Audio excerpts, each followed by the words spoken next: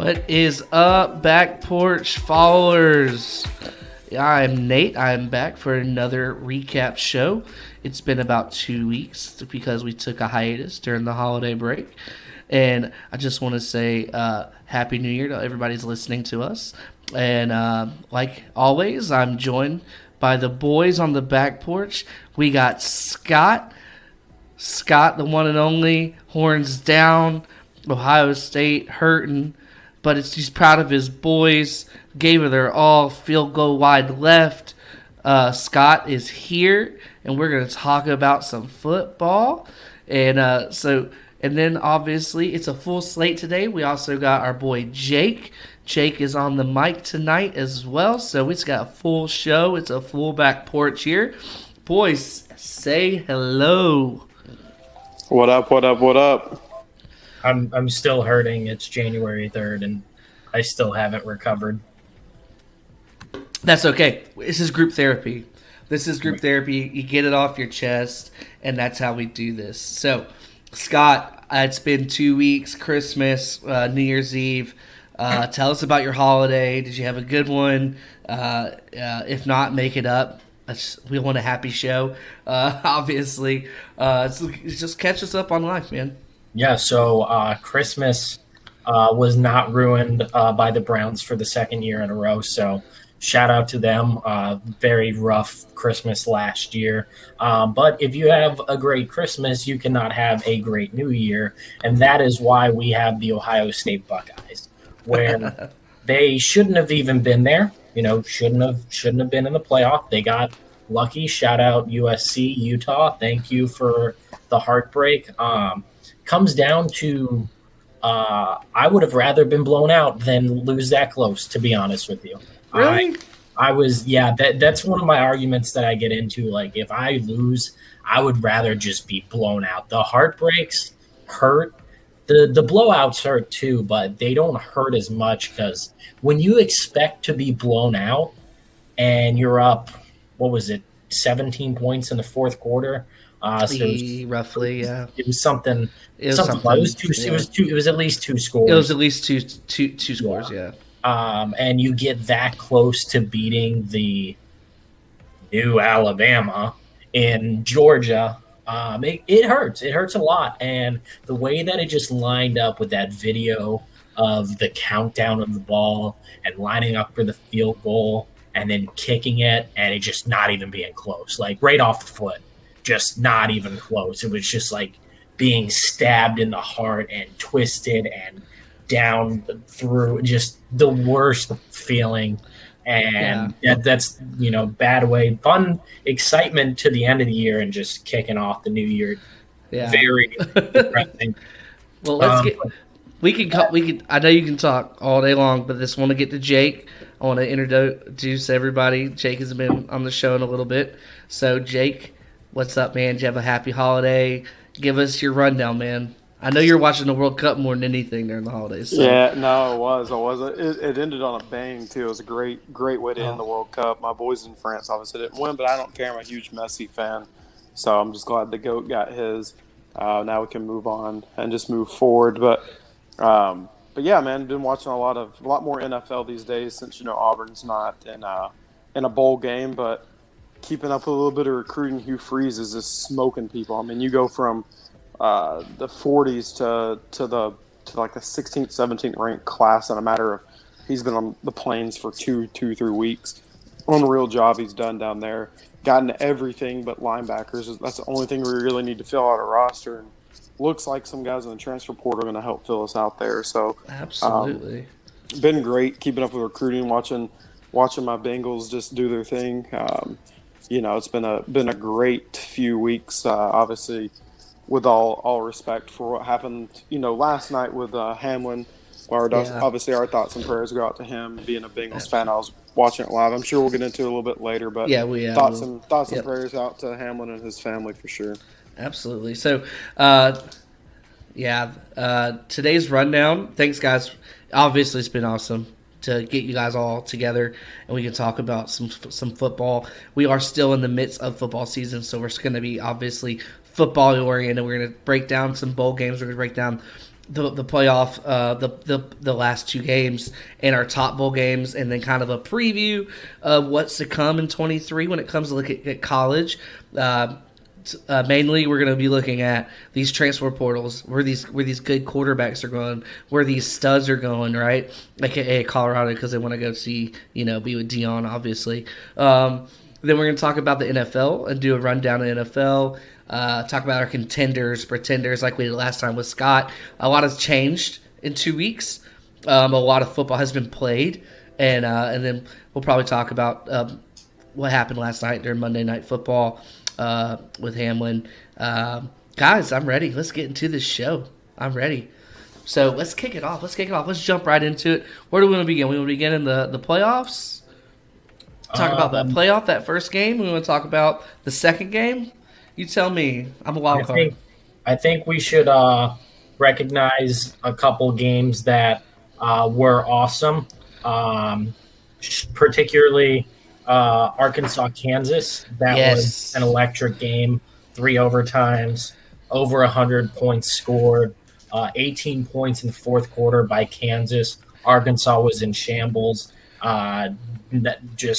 What a run game. 25-7 in the second half. Kansas there was so far behind. I flicked that game off. I was like, I'm done with this one. Next thing I know, Kansas got the ball right before the end of the game. They tie it, and you're like, what the hell happened, Arkansas? And what happened is I think that game honestly represented their entire season. Yep. In my opinion, their season has been a wash like that, where they've been in so many good games because they have a really good running game. Well, they can't throw the ball because they lost wide receivers last year. KJ Jefferson looks mediocre at best sometimes. So that game really just represented their entire season. And they ended up winning that game because of grit and because of they have better players in Kansas, honestly. Mm-hmm. But that game also represented Kansas' season because they were at 1.5-0. They just don't have depth, and they had a very heavy loaded back of the end schedule, and of course they dropped like 6 in a row. But kudos to me, Kansas should have won the game. They had more to fight for. Arkansas made the SEC West look bad again in the bowl games. But it was an amazing game. It was a fun game if you just love football. So that was a phenomenal top 5 bowl game outside of the playoffs for sure. There were some snoozers for sure.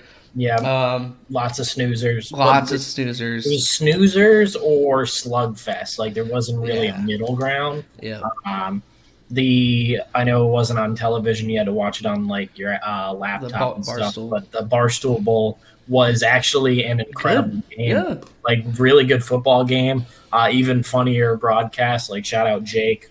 He was definitely great on the call where Big Cat and Dave were, just clowning around on there, which it was good entertainment for sure. Yeah. 30-27 overtime. Like it was great. Yeah, you couldn't ask for a better different type of football. It's a mid-tier bowl game that got a New Year's Eve slot. Yep. Because they created their own schedule because they streamed it. So I thought that was a good game. Ohio, definitely they won the MAC, and they had a really good year this year. So they ended up having a really good opponent in Wyoming, from the Mountain West, and it showed. So those are kudos to them.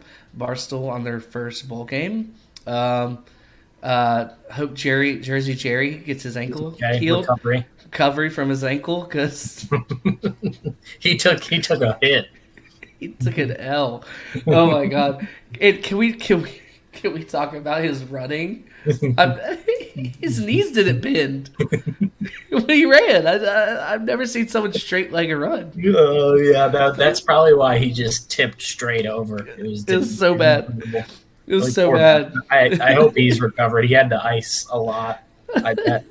That's so stupid. But playoff games, geez, did you expect that from TCU and Michigan? I don't want to lie. No, I did not expect that from TCU. I expected Michigan to do what they did early on in the game, but I expect TCU to continue to go blow for blow, shot for shot, to the point where they were ahead. Like that, how much ahead they were at half. That was incredible. I didn't think Max Duggan was actually going to be that good. Just because I've only seen him against Big 10, Big 12. Yeah. So, also, you don't realize how fast TCU plays until they play somebody else outside the conference. So that was my biggest take on that one. Speed kills. Speed is the common denominator. It equals everything out. If the other team has size, speed still kills it. And they run that 3-3-5 against that Big Ten power run. That was impressive. So that was my take on it. Kudos to Sonny Dykes and his staff for getting them ready to play big boy football. And they tackled well. They fundamentally played really good sport, a really good game. So it was a good one. What do you got?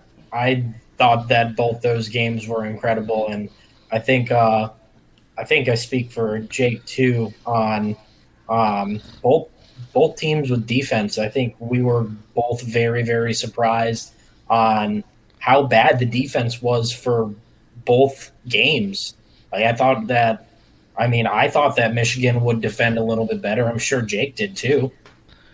Yeah, no, I obviously I picked Michigan to win, and it obviously didn't pan out.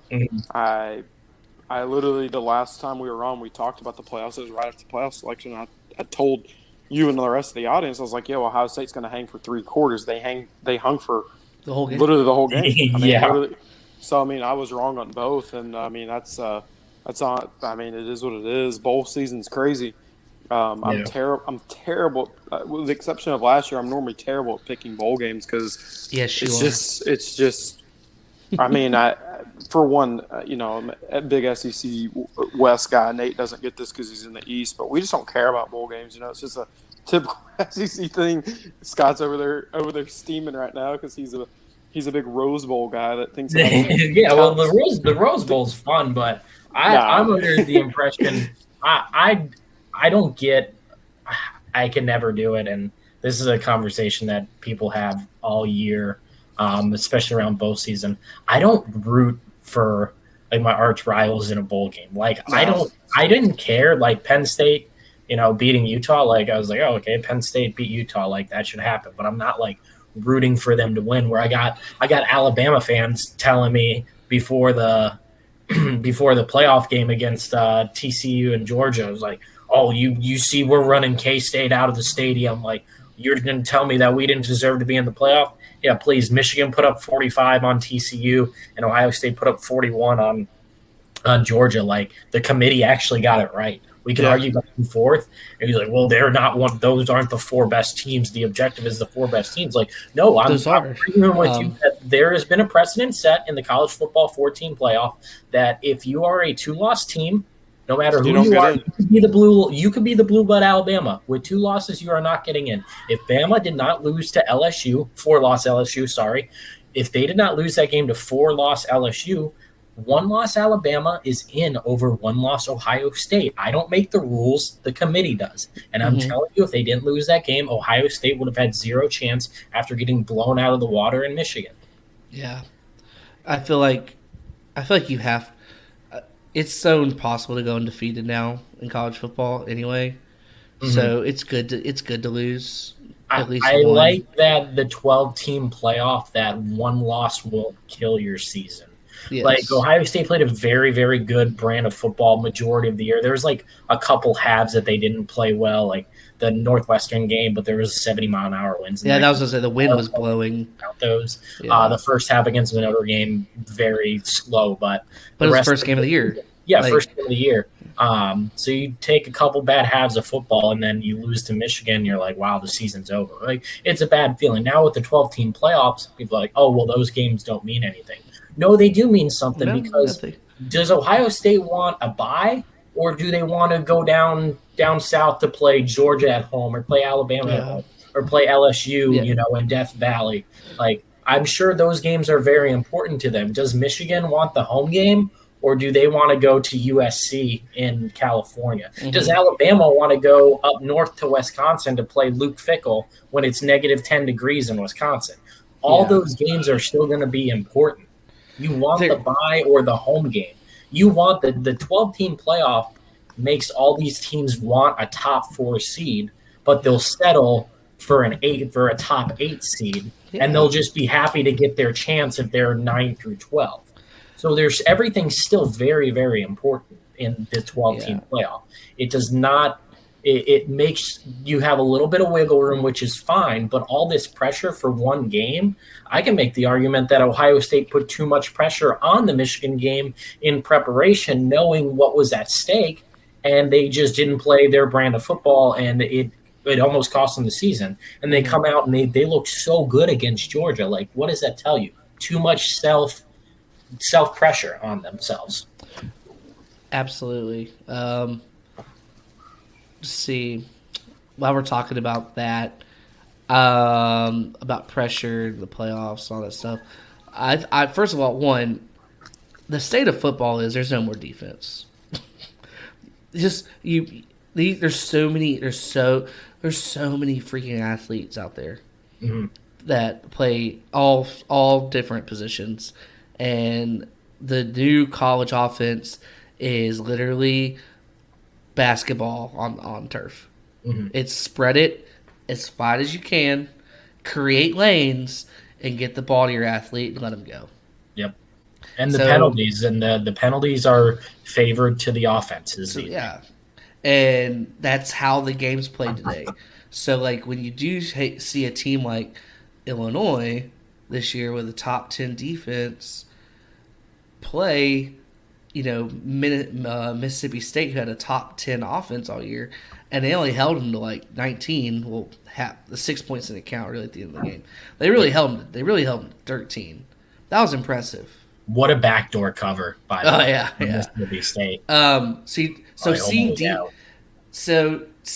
Seeing defensive teams. Now your top defensive teams, after breaking down like all of the when we do our tier stuff and stuff like that, I've learned a lot about your top 10 defensive team in the nation is going to allow 18 points a game to 20 points a game. You ain't pitching shutouts these days. No, there's no more shutouts. It's just the game is too different, and that's just how it is. So when you take your top 4 best offenses in the nation, and Michigan they had a top 20 offense. They could score. And you put them in the playoff against each other, that's what you're going to get. You're going to get electricity. Yeah, and that's exactly what's going to happen Monday night. I mean, I think Jake's the biggest advocate of, defense. Defense doesn't win championships anymore. We say it, but it's not true. Don't. It's not true anymore. They just need one stop. You just need 1 to 2 stops defensively. Yeah, exactly. You need one good defensive drive to win a championship. Yeah, it's either special teams and mediocre defense wins championships. Who else is on TCU? I think TCU can hang. They'll hang because of their speed. They'll hang because of the 3-3-5. Georgia hasn't seen a 3-3-5 all year long. Normally, you just see 4 big studs just maintaining their gap, and pretty much that's it. And allow the linebackers fill. But with the 3-3-5, how the level they're running the 3-3-5, that nose guard that they have, he's literally controlling those 2 A gaps by himself. Yeah, That's impressive. So if Georgia's going to have to double team him, which means now you have a guard and a center taking one person, which means whatever play side the ball's going to, those linebackers are easily going to fill that because they know wherever the double team's coming.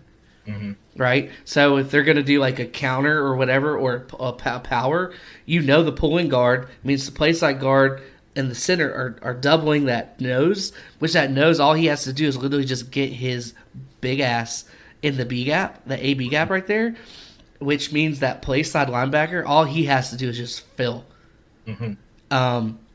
And Georgia has struggled running the ball. We know that. Yep.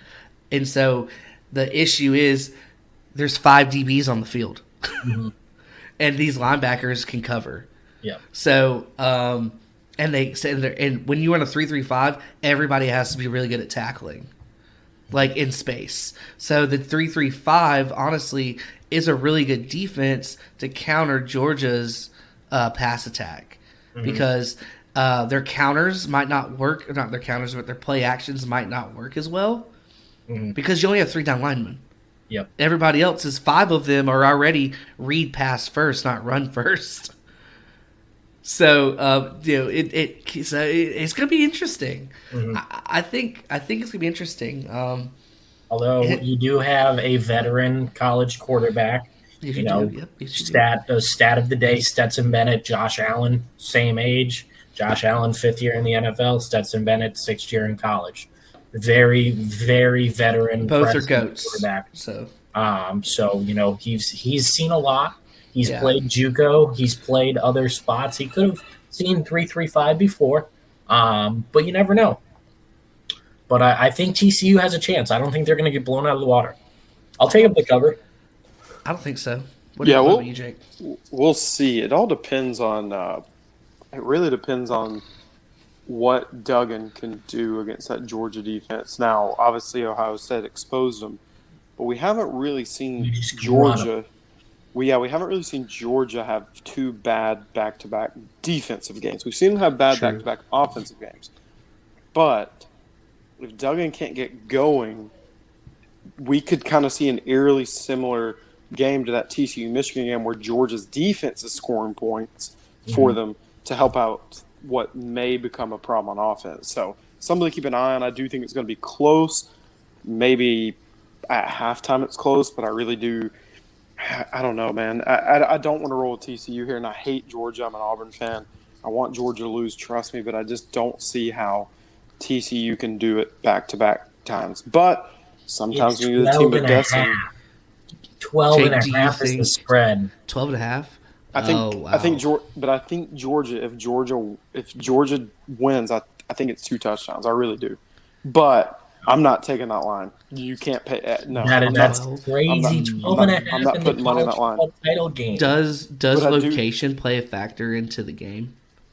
I mean, it's SoFi. Where's the game? It's in Los Angeles. Yeah, it's it's as far as you can go away from Georgia. It's not going to make a difference. Yeah, I don't think Texas, it does. That's a far trip for anybody in Texas as well. It's not as far, but TCU plays in Jerry's World, so at the Big 12 title game, that's true. They did. Yeah. So they've been under that like big stadium, like that big stadium vibe. Like there's always that that saying in basketball that when you go into a bigger arena, shooting free throws is harder because of perception, the visual perception with levels and how the arenas are built. I think TCU can play under those big lights. Yeah, Georgia plays Mercedes-Benz. So I don't know. I don't think the field's going to have that environment. Georgia's been there at the SEC title game against Bama. Like they play in Death Valley. I don't think that the environment has anything to do with it. And I also think that TCU's playing with house money. There's no expectation. It's the same thing with the way Ohio State played.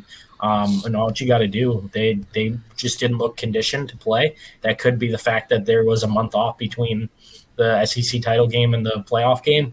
Everyone wasn't conditioned to play 4 quarters again. Maybe they get their step back. But I tell you what, TCU might hang around, and don't be shocked if they pull off the upset. I won't be. I'll be shocked just because they've had to run the table the whole year. Like they've only lost 1 game. Yeah, and they should have won that game. They should have played that game differently. Like if they had to win that game, I think that they would have played it differently. It was also someone they've beaten already. Yeah. So hard to beat someone. It's honestly so hard to beat someone twice. Yeah. So like Kansas State had their number. And they already did enough work already before that game that they knew they were going to be, in the playoff. So, it's just 12 and a half points Mhm. you're going to need the ball to bounce your way once. And it needs to it'll be probably a special teams kind of thing. See, that's where, like, David versus Goliath, you need special teams because no one really focuses on it. And that's where it's like Georgia's dude muffs the punt, they get the ball on the 20. But Georgia's special teams coach, we saw how smart he was. He got that time off.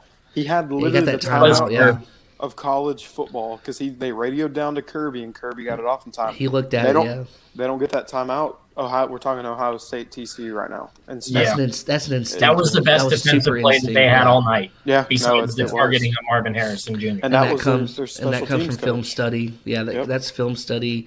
That is analytics at its best. Just being around football long enough, knowing like, hey, I feel like this is coming. I've seen this before. So, dumb proposition here. In the what if world, they called the timeout because they saw the fake. They got the fake off. You called the timeout. No one thinks the objective of a fake punt. We've talked about it. Is to do it when they're not expecting you to, which at the time, I don't think anyone was expecting them to do it. And then it happened, but the timeout got in on time, allegedly. Allegedly. Do you think that what happens if Ohio State goes out there and runs it again? Like, is that dumb? That's a dumb what if scenario. But that's where if you think about it, like they were in punt safe. They were in punt safe though.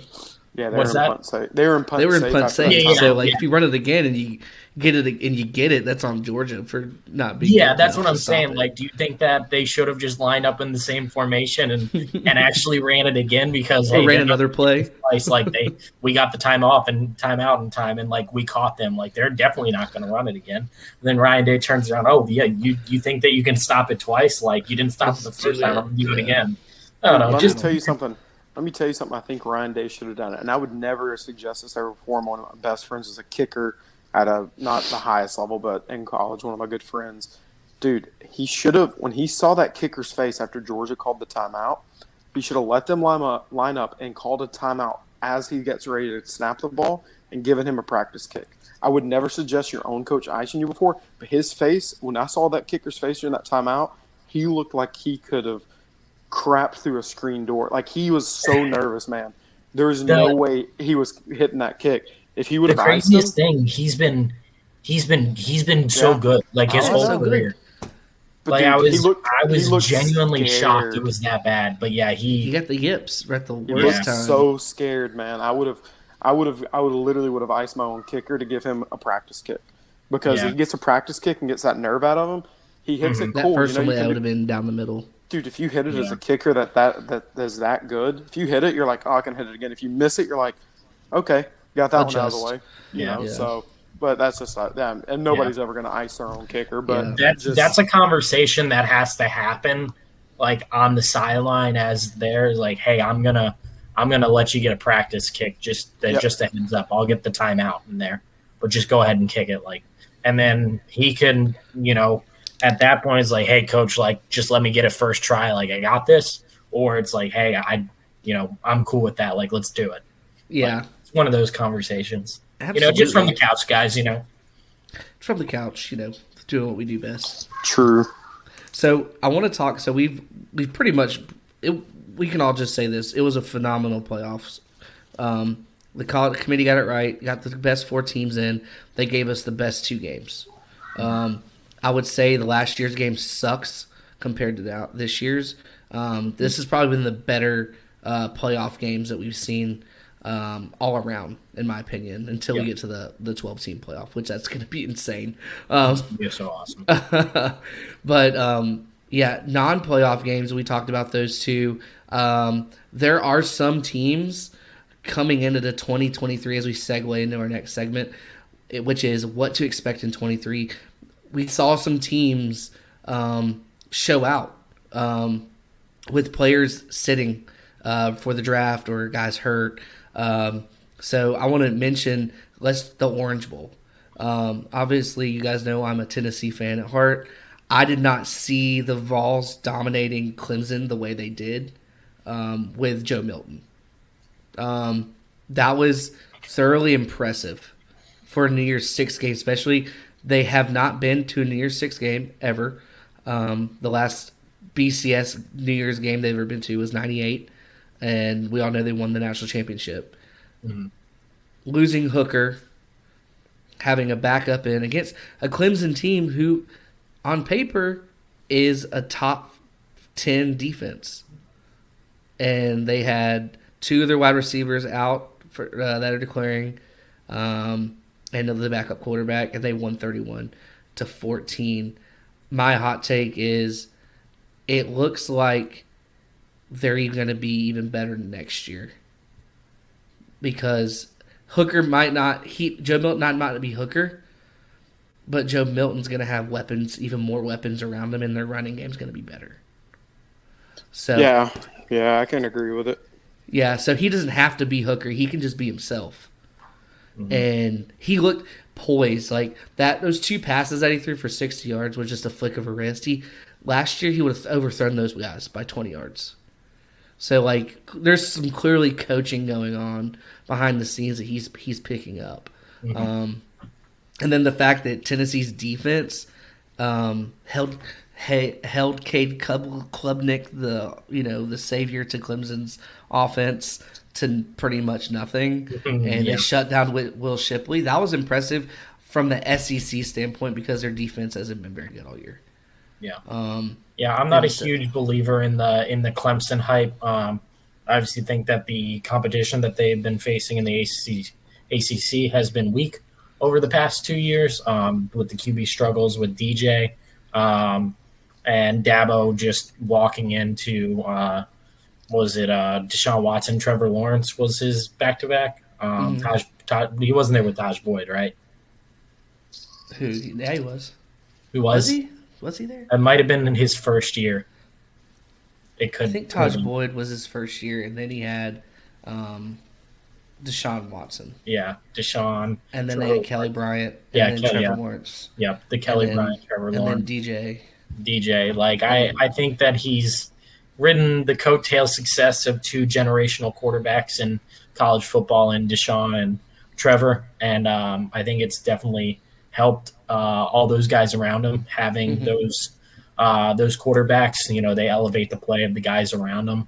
And DJ wasn't doing that this year. Plus the competition that they see in the ACC, they have some wiggle room. But when they get to those teams that are more talented than them and can recruit better, you can see what backups in the SEC can do against that system in Clemson. Clemson's got to have everything going right for them.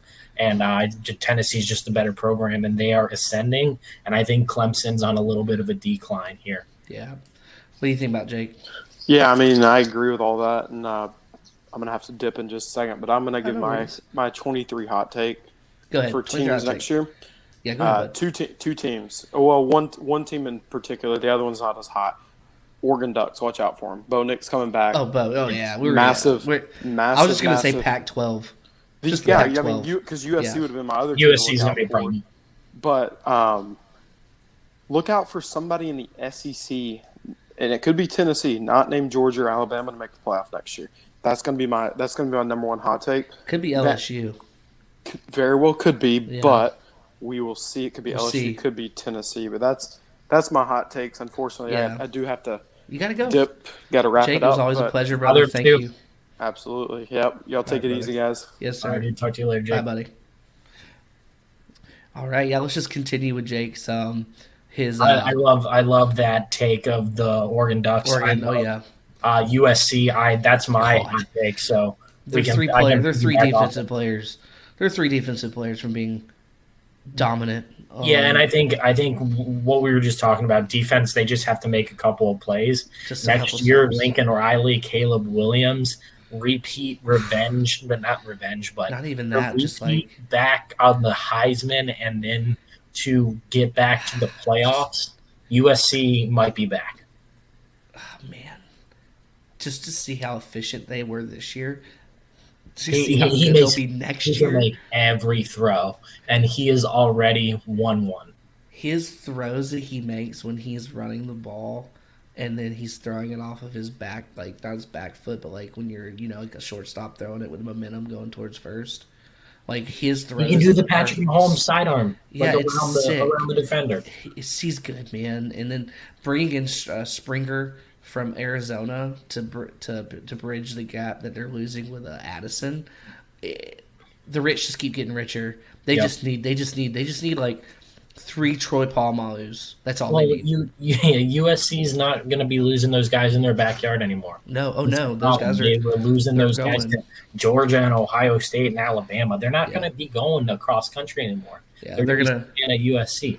The good USC's back in the day defensively had 2 stud defensive ends, one middle linebacker who was just roided out, and then like a crazy Troy Polamalu athlete. Mm-hmm. And that's it. That's all they needed. And the rest were good. The rest were fantastic, but you had like 4 studs on defense, and that's how they won. Mm-hmm. And I think that's what they're going to get this year too. Mm-hmm. Coming up 23. You could just talk about the Pac-12. I'm going to be so tired next season. Yeah. Because every game noon to it's going to be a 13, 14-hour run every day. Because the Pac-12, they're going to start their first games at 3 o'clock our time, and they're going to go till midnight. Pac-12 after dark is going to be insane because Oregon's going to be good. Washington with Penix coming back is going to be good. Washington's going to be really good. Oregon State, Utah, USC, UCLA. It's going to be good. They're actually good. Like really good football. And DJ Ukulele or whatever is going to Oregon State. Yeah. And they won 8 games this year. They're going to be freaking good. Mm-hmm. So, kudos. Tip my hat off to the Pac-12 next year. That is the conference that's going to have at least 5 to 6 teams ranked the whole year. And they're going to obviously beat themselves. Oh, also Colorado. Yeah, Colorado. Like, we didn't even talk about Deion. Like, they're not going to be good. They win 5 games. They're going to win 5 games. I think 5 games, that's a huge increase. Good for you. Mm-hmm. But I know how many Colorado games are going to be on Fox Sports? At least 2, and then 2 are going to be on ESPN. Mm-hmm. So, like, we're going to see Colorado a lot as well. But the quarterback play in the Pac-12 is insane. Mm-hmm. Insanely awesome.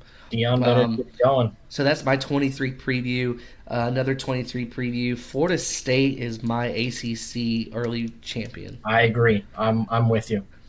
The way their quarterback Travis plays, he's played lights out. And then the ACC's got a lot of good teams too, as well. But ACC, I would love to see Florida State and North Carolina. Yeah, another year with Drake May. Mac Brown gets some more defensive guys. That is going to be electric. One of my favorite bowls this year was the Oklahoma-Florida State game. That was a Cheez-It Bowl. They did not disappoint. Cheez-It did a great job with that game. But no, Florida State, man, they're looking really, really good. I don't care who you are. If you say Miami's going to win 5 to 6 games, I don't know how. They have a lot of new talent coming in, but you're talking about difference in 3 games, like in him building his culture in his second year. If he wins 6 to 7 games, I'll give him Coach of the Year. Yeah. Because there's so much he has to do before they even can hit the field in August. Yeah. So, so those are like the Pac-12, Florida State, another Penn State next year with Drew Aller. Mm-hmm. Kids the truth. They're going to be better. Wisconsin's going to be better. With Luke Fickell, and if you're listening to this, when he coached the game, the Holiday Bowl or whatever bowl game it was, I didn't know that. I was like, why does Wisconsin have 30 points? And I was like, oh, Luke Fickell's actually – you never see the incoming coach the bowl game. Yeah, it was strange, but that's just the type of guy Fickell is. He's going to run a good defense. He's going to have the offensive coordinator. They look good. Yeah, they're going to be a very good team. Michigan State will turn it around. I think Michigan might go down a little bit. Harbaugh is gone to the NFL. He's rumored. No, I think he's gone. You think he's gone? Yeah, there's reports saying that if he gets an offer, he's gone. Okay. I think he thinks that this was the year that he could bring home the title, and I think now he's like, well, this is the peak. This is where I can get Michigan, and someone else has to take it over. But he wants to go back to the league. He thought that he had the Vikings job last year, but around the time of the Vikings job, that was rumored that he was going to get that job was when the Brian Flores allegations came out against Miami for them. And what had happened was the Vikings got scared that the rumor got out about him having the head coaching job, and the Vikings hadn't interviewed a minority yet. Oh, so the Vikings got cold feet to give him the job, and then they ended up hiring a white dude anyways. So yeah, it's a little different. But yeah, the Panthers called Harbaugh today. God bless you. Thank you. But the Panthers called Harbaugh today, asked if he would be interested in conducting an interview after the conclusion of the season. Indianapolis is obviously a place that has a head coach opening that he played for in Indy. Yeah, he did play for Denver has contacted Harbaugh. I think the offers are going to be there, and I would be shocked if Harbaugh is back at Michigan. But Michigan State turns it around. Ohio State will be there again as usual. Iowa's going to look better. Iowa. Shout out to them. Didn't they win like 21-0? 21-0 against their defense scored. Their defense had 14 points. And their offense scored once. Yeah, shout out to that's a very Iowa football game. Shout out to Kurt Ferentz. They're gonna have a better offense next year because Kate McNamara is gonna be their quarterback. Yep. So they'll have a better. There's been a lot of transitions. Portal has put a lot of good quarterbacks in places that needed to be. So the SEC, you're going to have your typical Bama, Georgia. Tennessee's not going anywhere. A lot of people want to think that this is a one-and-done thing. It's absolutely not. Josh Heupel's building he's building something. And that offense isn't a fluke. People want to talk about it as a gimmick. It's not a gimmick. It's 2 years in a row that they led the nation in scoring and offense with guys that weren't even his. They were Jeremy Pruitt players. So he's getting his dudes, and he's getting his defenses guys. And transfer portal guys are going to come in. Yeah, they got what they needed, I believe, already in the transfer portal. They got a middle linebacker from BYU who's a senior. He's a fifth-year senior, so you don't care who you are. If you played 5 years in college football, that's pivotal to your position group. And they bring him in. On top of that, they'll have Beasley and Mitchell, who are going to be juniors and seniors. So they're going to be very loaded when it comes to the linebacker position. They're just missing defensive back talent, which if you look at their 23 class, it's nothing but TBs. Yeah. And defensive line, they're set. So, and offensively, you got a dude named Squirrel White running out there, you're fine. Exactly. It's like this dude named Squirrel White. And he's a fast black kid. He's just running around beating everybody. He's so just throw it up. And then after Deuce Vaughn, like just incredible names. Incredible names. So I really don't see a letdown in the offense. And if there is an early quarterback competition, they have the Nico kid, the 5-star kid coming in. Mm-hmm. So like it's everything you want to see as a fan. So you got the East looking good. South Carolina's still full gold. They're still fool's gold to me. That's my biggest hot take, and I literally will die on this mountain this year in 23 because they're gonna come out a top 25 team. They're not. If they don't get turnovers and one special teams touchdown, they won't win. That's easy. That's easy to stop. Yeah. It's like that's easy to stop. Like what they did against Tennessee They'll never be able to do that again. Yeah, no shot. They will be 8-4 again next year. They will be 8-4 next year. Fool's gold. They still have Rattler. He sucks. That's my hottest take. I'm pretty sure all of Columbia is going to hate. Total under next year. They'll have 8 wins. Yeah, I don't know where it'll probably be set at 8.5. I'll take the under. Yeah, I would take under that because they have to go to Knoxville, and it's going to suck for them. Yeah, they have They have a very hard schedule next year, but Florida's like 6 wins this year. They haven't had a clue. They have a lot. They have 22 transfer portal guys. Yeah.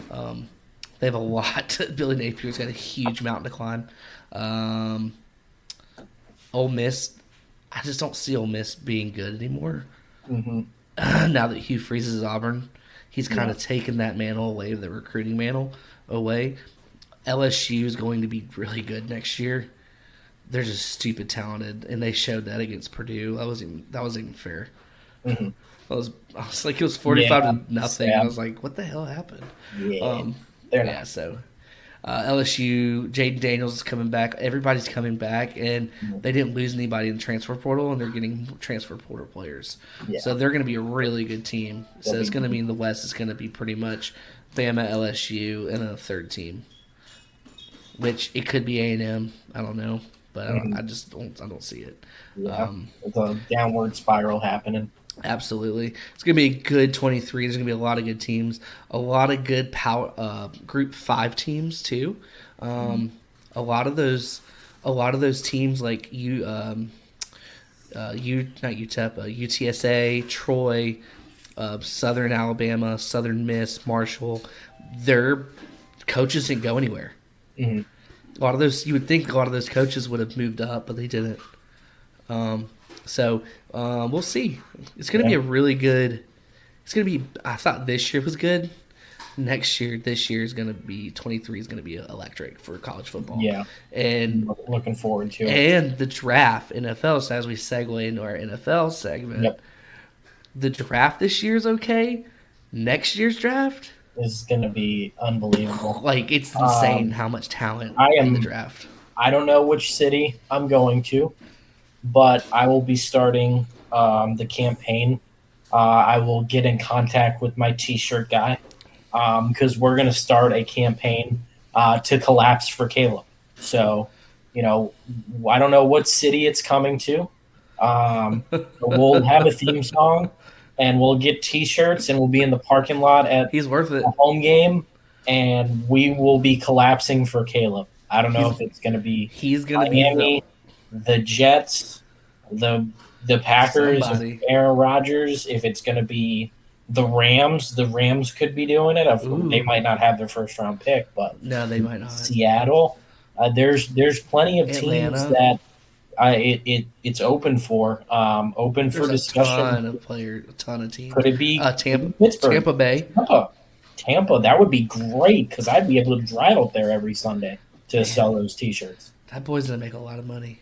Yeah, so we're starting the Collapse for Caleb campaign. Stay tuned to what city it is coming to. It's gonna come to you, city near you. Yep. Collapse for Caleb. And then to your city. He's legit, man.